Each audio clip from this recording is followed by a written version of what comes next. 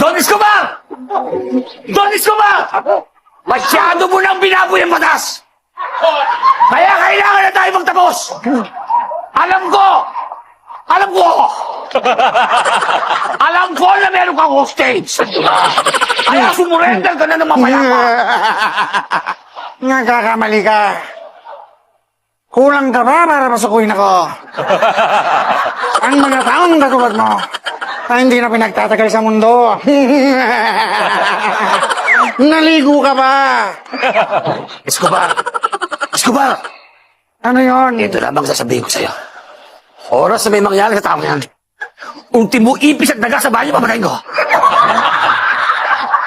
Ngayon, Bakit parang ganun? para mapaniwala mo kung buhay pa ang hostage mo, maaari mo siyang makita. Eh, papakita ko sa ito. Eto na.